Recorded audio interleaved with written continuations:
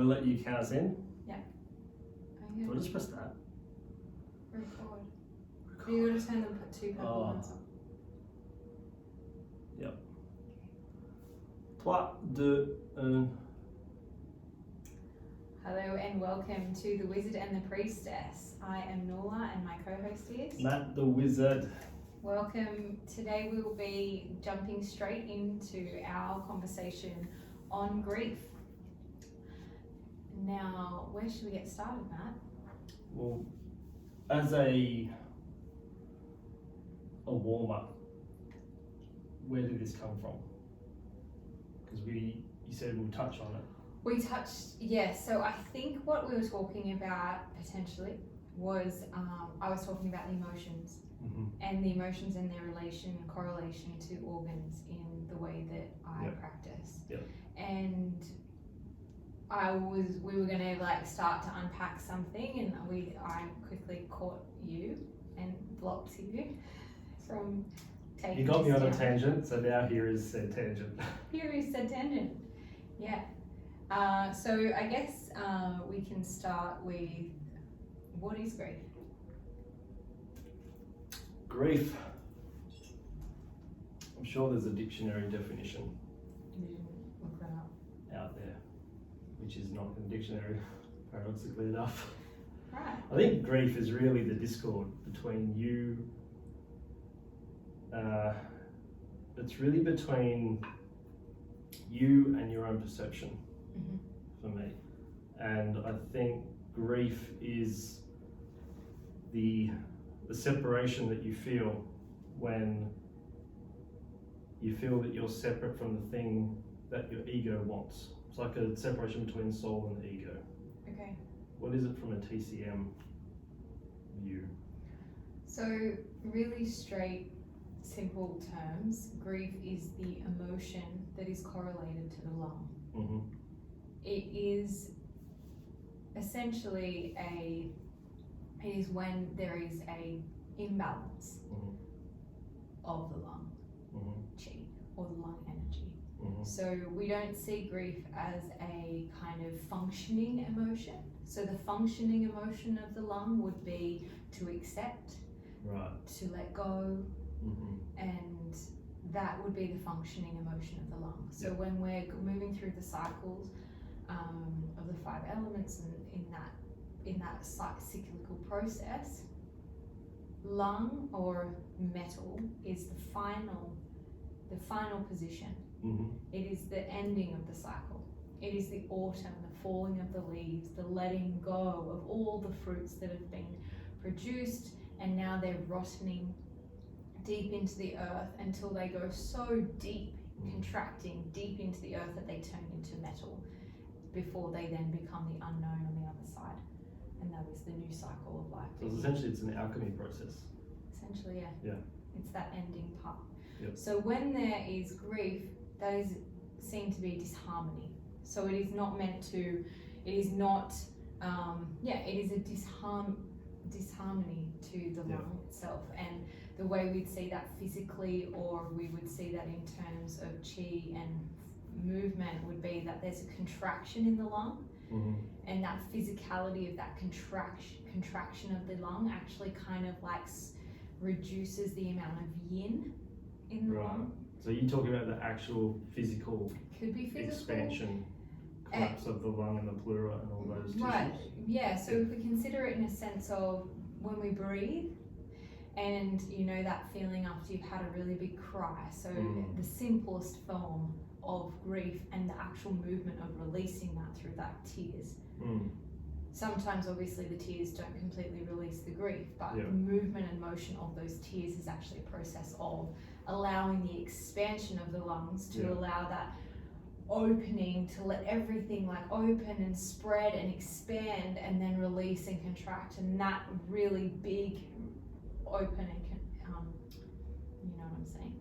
Relax and contraction. Yeah, that movement itself is really powerful for the lung. Yeah. Sort of the way I think about this is when we've lived with a lot of grief for a long period of time, everything contracts and kind of becomes hardened. There's not that moistness that flows through the pleura, flows around the outside, keeps everything soft and moving, and it kind of starts to calcify. So when you say lung, is it also rib cage as well? You could say so. It's an Yeah. area. So it's not, Right. it's not, in Chinese medicine, we don't think of the organs as the organs Yeah. specifically. Yeah. It's not like, okay, So essentially everything on that nerve channel as well. Is that right?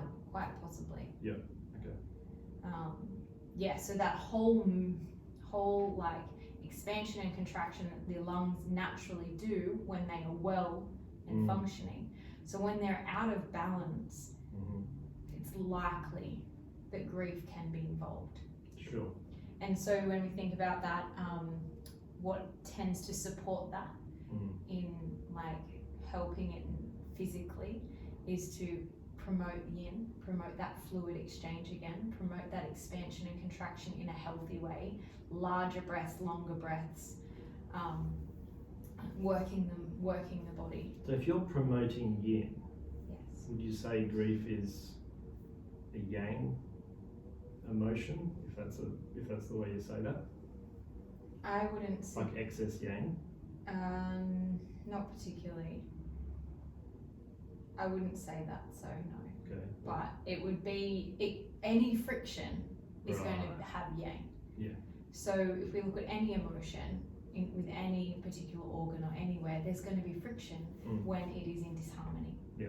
So that, yes, is going to create a bit of fire, a bit more yang energy, but it's not necessarily that grief itself is a yang, has a yang aspect other than that, right? Yeah. But like any disharmony has that. Once there's friction, that's when we go with, everything softens and flows. It doesn't mean that there's no yang in that, but it's the friction that creates the fire, potentially. Yeah. With that, so grief is the lung, yes. pleura. Okay. It would also affect the heart to a degree, I would assume, in Chinese medicine. Yes. Oh, like absolutely, because we are one whole being. Yep. You don't get to just have one thing without impacting anything else. Nothing happens in isolation. No. Yeah. What about the neck thyroid? Is that connected? Yes, but it is more interlinked to other aspects. But yes, absolutely. And what about the nerve channel of the lung? The meridian? That's what I meant. What nerve channel what and are you trying to meridian say? is different. So, for example, something that happens on a nerve channel, Yes. the symptom can show up in the hand, for example, Yeah, right. Yeah, but okay. it's really coming from the neck. Right, yeah. So, from a meridian perspective, Yes. how can you, where can a symptom show up on that meridian that you've seen and you've linked it back to grief/lung? Oh yeah, like pain in the thumb, Yeah. movement, like skin conditions, anything on the exterior of the body. The lung is essentially the skin. Yeah, okay. So that's all interlinked. Yeah. So if we've got skin conditions, generally we can look towards the lung quite quickly. Yeah, right. And that doesn't necessarily mean that it's only grief related. Sure. However, your skin is essentially an extension of the lung. Yep. And the lung and the skin being that initial, we have this layer in Chinese medicine where we call the Wei Qi, and that is the exterior of the body. Essentially everything meets the Wei Qi, and depending on your level of immunity or like your immune system's capability, it will, like the stronger you are, the more robust you are, the stronger your Wei Qi is. Yeah, okay. That exterior layer, which is related to the lung, the strength of the lung and the strength of the skin itself. Would you also say that's the rainbow bridge between you and the outside world? Yes. Okay, so that's heavily lung.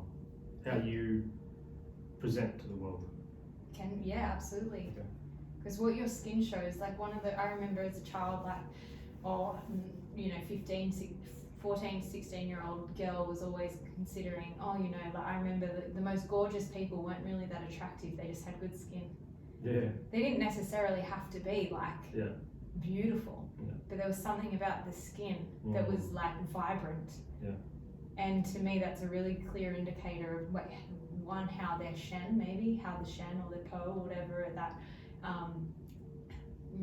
spirit is showing up Mm-hmm. to the outside, They which is glow. their glow, and Yeah. that's a really clear indicator of the strength Yeah, of okay. their lung, because it's the strength of their skin, Yeah, wow. which is related. Yeah. Yeah, so I think, lung is it's a really important organ, and it is so important in our world. Can't live without it. Absolutely not. But it is something about it from that kind of more spiritual aspect that we're touching on now. The reason I find it so important is because a lot of the time, which is sort of what you were touching on previously, is that idea of like what you think is and what really is, or that separation between what you think could be and what it is in reality. Yeah. And what is that reality, or whatever is going on in your mind is that reality. Yeah. And so I think that when we kind of come to this with those ideas, with that spirituality of the lung, and that the realization of how to actually soften into grief a lot of the time is to work through all the layers and levels to find acceptance. And I'm just going to segue here with this dude that I really like. I listened to a podcast of his a long time ago, and his name is David Kessler, and he is a grief researcher through his own experience of extreme grief, losing a child. And he talks about, so the basics of knowing from a Western standpoint, from my understanding, is these 5 stages of grief. Right. And I'll read them out here. So they're denial, anger, bargaining, depression, acceptance. And so essentially you will go through those, not in any particular order, but you'll go through those at some point through your grieving process. Yeah. And it isn't A to B to C to D. It doesn't work like that. It works in whatever way you are working. But what he also touches on is sort of like the 6th, and I think this might be his book. I'm not 100% on that. However, he does really touch on finding meaning as being the core to acceptance, essentially. And I think there's an acceptance, but then there's the finding the meaning. And until we've actually found the meaning, it's almost like we're not quite there. And whereas in a TCM perspective, it's kind of cool that these sort of Western views of psychology and this Eastern spirituality really connect, in that it's in the acceptance that the friction is gone and the cycle can start again. And until we find acceptance in whatever that might be, we are in friction, we are stuck in disharmony. And so, and then that extra layer from David Kessler, which is that finding meaning piece, which is just something that I think is really special.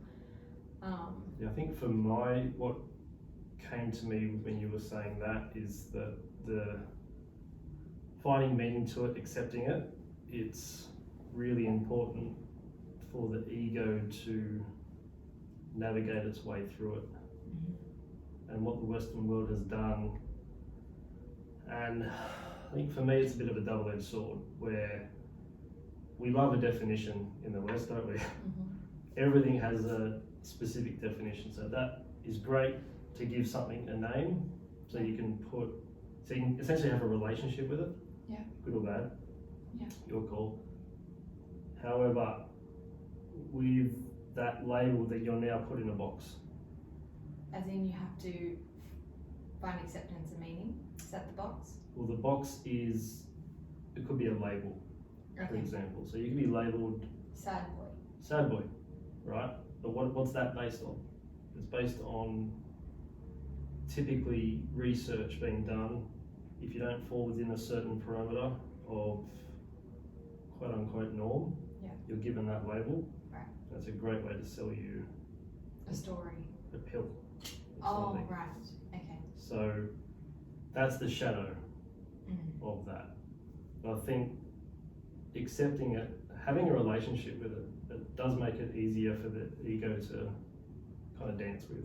Right, and be able to move through it. Absolutely. Do you want to dive into your personal experience with grief, Matt? Well, there's been a couple. I am thousands of years old.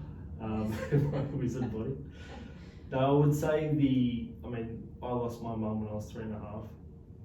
So I grew up actually quite angry at quote unquote God for taking mum.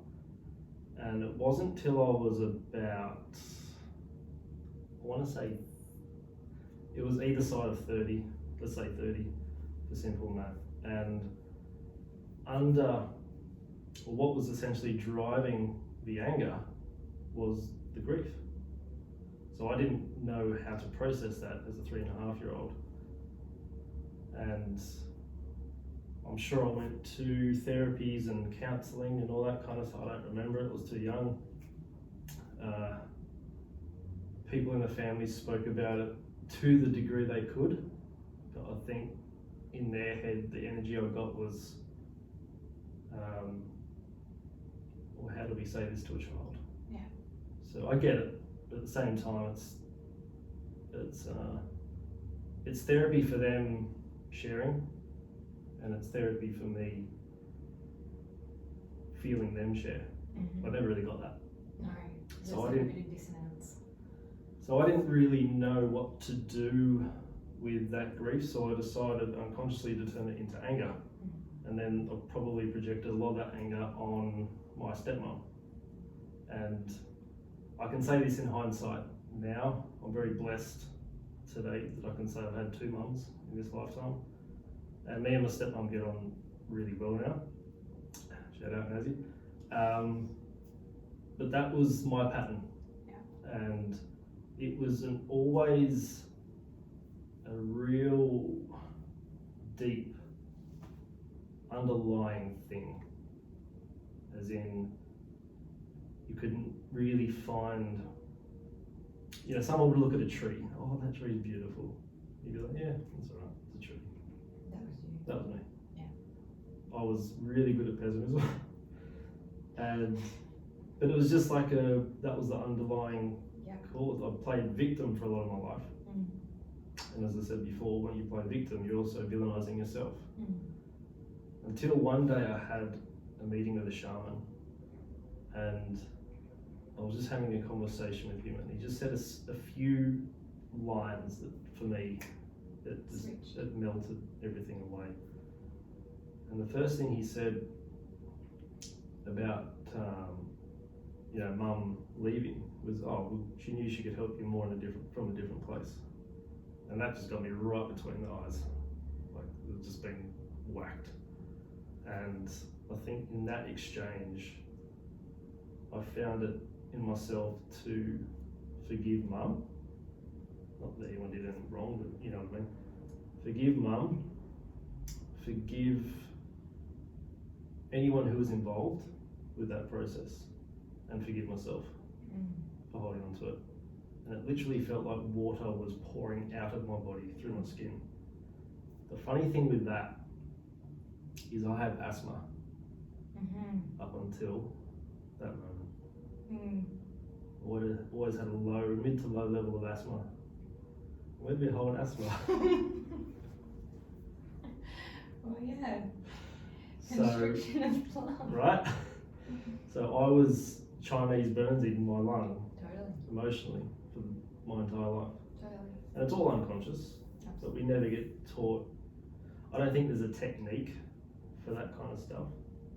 But I guess that's something that, like, we're hoping to spread to people, to even understand the simplicity of that. Yeah. Have a look out, watch out for that. Becoming aware of the like really gentle, subtle signs that you can see in littler people, even people that are big people too. You know, these subtle signs of, like, I mean, we do that in our work. Yeah. We're searching the subtle signs that aren't so subtle for us. Yeah. To find the big missing links, and it's always that way. I think it's important to also put out there for people that when we're born, our biological age our biological age should age with our chronological age. I think we should move. Yeah. If anything, it should stay younger. The biological age is our body's age. Yeah. Chronological age, just because of linear time, keeps going. But our psychological age stops at our first trauma. Yeah. So I was a 30-year-old man in the world 3.5-year-old with a let's say a 3.5, 4-year-old psyche. Yeah. So it can present in really weird ways, especially clinically. What were you like as a 4-year-old PT? Wow. Got all the chicks right there. Obviously, actually. The guns, yeah. No, but if you go through something, say if you're having a conversation with a partner, yeah, and something gets sort of triggered in you, and that 4-year-old comes online, yeah, that's the one that perceives and projects your current reality in that moment. In that experience. Yeah. In that trigger. In that, yeah, absolutely. So that's where I was going with that. All right, yeah. Thank you. Clarity. Do you have a good relationship with that 3.5, 4-year-old now? Yeah. Okay. Yeah.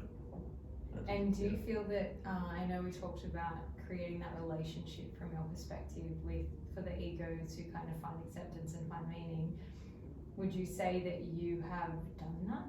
Like I know for you the forgiveness was the big piece that actually allowed you to soften in. But do you also feel that you have found meaning? Absolute meaning. Yeah. It wasn't a pleasant experience, only because I had to relive it several times before I felt like I viscerally got it. Right. And Embodied it. Yeah. But it wasn't a thing to be afraid of. No. It was it was several roads that led to it. Yeah. Several of them being, well, how can you work with people if you haven't gone through that yourself? There's also, I want to live my life. Like I'm not, essentially. And I'm not, it's not like it's a contract. Yeah, right, yeah. Sole contract. So,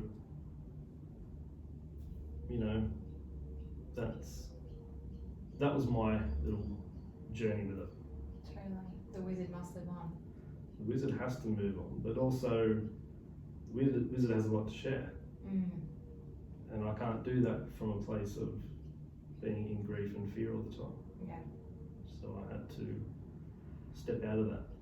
And I can recognise the triggers today, right, but they just don't put me in that place. Yeah, they're there, they're activating, but they're not activating enough that you actually function from them. But they're a part of me, and they have to be, because that's my story, right?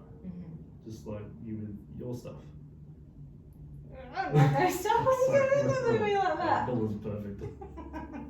Absolutely. No, but any trauma you've been through, Totally. it's a scar that Absolutely. you wear. Can't Call it. Yeah, absolutely. So there is like, I guess something to touch on with this is that when we think about grief and we think about that emotion, a lot of the time in its bigger instances, it's related to the death of someone. Yep. Could you touch on that from your perspective? I guess you almost started this podcast talking about that, but you want to just death and the grief of that relationship. Yeah. So we perceive, I think for me it's about not getting caught up in the fear. There's a trap of fear of death. Right. First, we perceive death to be the end. Yeah. If you study any kind of science, it shows that the entire universe is made of energy and information. Energy can't die. So death is really the illusion of separation of self and other self. Once you go out of the body, back into time-space, then you're one with everything anyway. Yeah, right. So But you might be one with everyone, but that's the thing. It's not about you.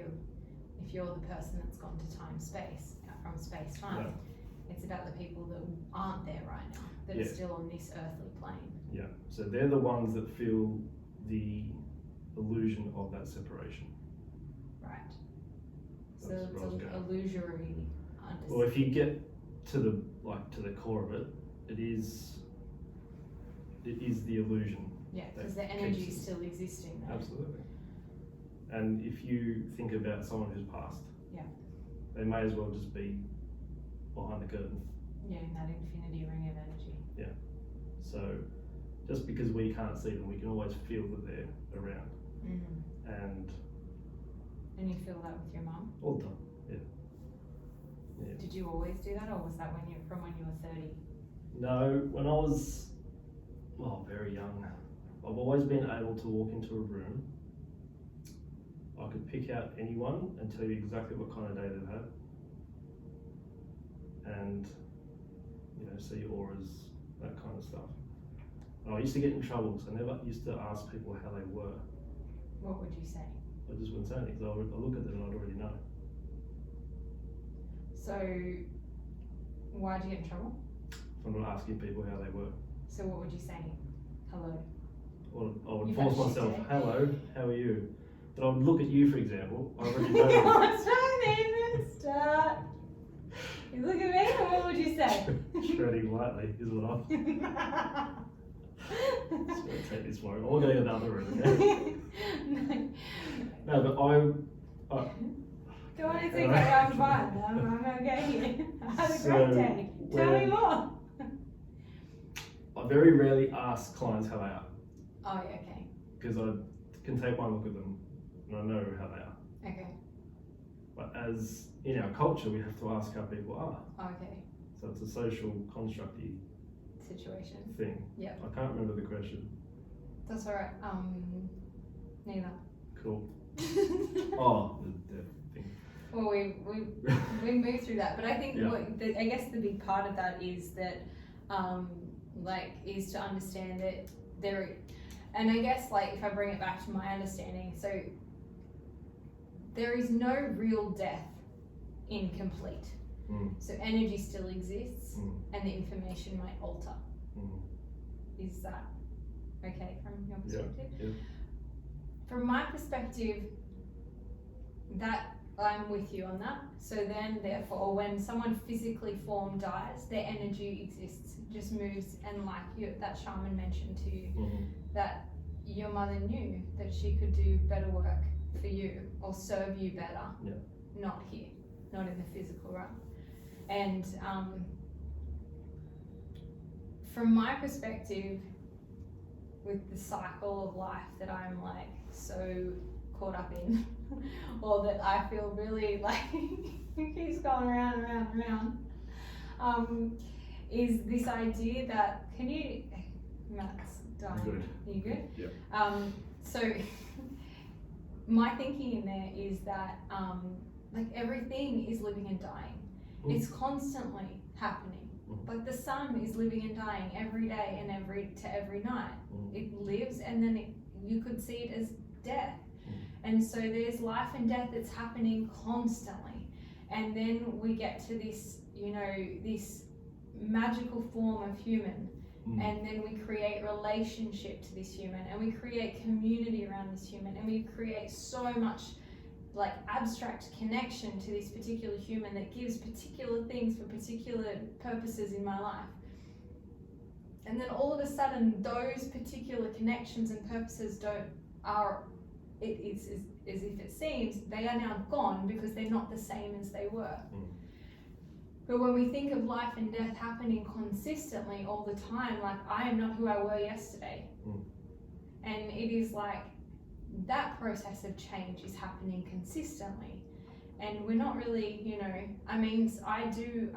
there's a really beautiful poem, and I don't know who wrote it, and it might not be even a poem, but it was a story essentially, and this lady was talking about how she was grieving the loss of her younger child as her child aged. And it's watching that process, I think my oldest daughter was only 2 at the time, and then I remember thinking back to when she was little, and I could even make myself teary thinking about this and reliving this experience of like watching my children grow is like the most like uplifting and heartbreaking experience, because you don't know when you wake up tomorrow what child you're going to wake up to, and that can be heartbreaking in the sense that you wake up to someone who's slightly dysregulated or but it's more about waking up to someone who is talking to me and clearly asking for what they want from the day before where it wasn't clear, or you know, just like, and I mean, my oldest child is 4, so I can only imagine what this is going to be like for the rest of her life. And then there's the process of like this slight grief that is kind of life and death, that is like, okay, I feel this feeling and then I dissipate and let that go because this is the life I'm in now and I choose that. Lost my train of thought. What just arose to me then is death is really a transition. Anytime you transition is a really, I mean, that's what death is. Without getting too deep into that now, but any time that, you know, let's say you go through a trauma, okay? Trauma A, we'll call it. Now you've gone through this trauma A, you've worn that, you've got the scars, you've got the experience, you've got the memory of it, so that becomes a part of you.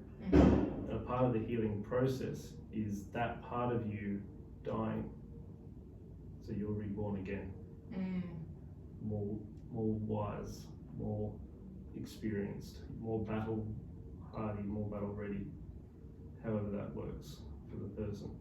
I think that goes on constantly, all the time. So I guess one of the big things is I know people that have experienced really big griefs in their lives or big traumas, and how they can help themselves. And I guess, you know, for you, there must have been a point in time and a space that you got to that you were accepting of hearing something, because I have heard that myself. I often say this, oh, I often wish someone had have told me this 10 years ago. And so you probably heard it 10 years ago, but you weren't receptive to receiving it. And so I think for those that are experiencing or have experienced really big grief and are trying to actively make their way through, which I don't think many of the patients that I have worked with that are traversing really big grief, I don't think they realize what they're trying to do. It's not like a conscious effort. It's not, okay, I realize I need to consciously adjust myself here and make an adjustment or a change. I don't think that's a real common thread. It's more, I'm trying to survive day to day. I'm trying to survive this big experience, which has got nothing to do with what 4-year-old child or 10-year-old or whatever was that they actually experienced, but they're just doing their life, and then something happens that says, hey, I'm going to just get on the straight and narrow here and figure this one out. And from my perspective, it's always like I can kind of pair that pretty quickly back to what may have happened, and then we kind of bring it back forth into the now. But what would you say is like some actionable piece that someone could do to help themselves? Well, I don't think there is a special magic technique that works for everyone. All I can share from my own experiences is if you can find the space and the time to really be brave enough and sit with it and feel what you need to feel. Go through what you need to go through. Yes, I would always recommend, talking to someone, whatever that looks like, to anyone, be it a friend, family, partner, therapist, whoever that is, and find meaning to it. It happened for a reason, and it's really easy to say that in hindsight. And when you're in it, it can seem really raw. It's probably the last thing you want to hear. Kind of rude. Well, yeah, it's all. I'd feel rude. I'd feel that would be rude. Yeah. So. Or not rude, but really hard to hear someone tell you that. Would probably get too soon. Oh. How soon? if too I was rude, if I felt it was rude and raw, it's too soon. If it's too soon, then it's essentially a time violation. We all have a different time violation. You're right. I think mine's different to most people's. How long do you reckon your time is? 6 minutes. 6 minutes. Everyone's got their own style. Totally. Everyone's got their own space needs, time needs, whatever that looks like. Yeah. And a lot of the grief is not only grief, and they're actually likely feeling it unconsciously. There's just this heaviness over them. In my experience, grief is often coupled with guilt and shame, which can often be prerequisites to them feeling that way. And that really comes in my experience again, that comes from a programmed mind. Right. And the incongruity there. Yeah. So I'd always challenge the person, get them to challenge their own beliefs. Right. And see what thoughts led to that particular feeling. Because the thought and the feeling, they hold hands and they go around and around and around and around. Not together, but they're not separate. Yeah. Either. So that would be probably my biggest tip. But again, it depends on the person. For me, you also have to eat right. You have to drink good water, all the health stuff that we've talked about. Yeah. Because that will give you the physiological capacity to handle what you're thinking and feeling. Like a strong mind needs a strong body, and vice versa. So for a way for someone to feel, for them to know what they're feeling is real, they have to have a clean body. You won't do it on McDonald's all the time. So everything we've spoken about up until this point would help. Great. Yeah. So they can just go back and listen to the last few episodes. It's probably best to listen to it several times. And definitely subscribe. And definitely. At least 11 or 12. Yeah. Yeah. Yeah, absolutely. Is there anything more you wanted to touch on for this particular? Yeah, I will. So I don't know if I've said it before. Right, guys, hold on. Here we go. Get comfy. What I would say is that the human body doesn't lie. Yeah. The body mirrors the mind. Our body ultimately reflects the choices we've made. Now, we hold emotion in the soft tissues of the body, literally in the fascia surrounding the organs and some muscles. Which muscle? Okay, so keep going. What I have to work with here. Our skeleton, our posture, portrays our unconscious psychological state. So, I think it's imperative for people just to check into themselves. Yeah. And know that you know this as well, each organ is an organ of reception. So the lung attracts lung consciousness, the liver attracts liver consciousness, etc., etc. They all process and perceive different wavelengths, right? Yeah. The combination of that creates human consciousness. So without the emotions, without grief, we wouldn't be human. Right. So I guess that comes to that idea of,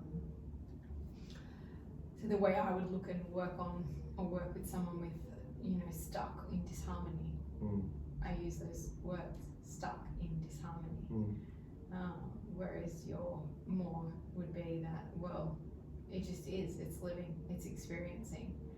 And I guess that's the thing. That's those tears of happiness, sadness, grief that come and go. That's part of the living of being a human.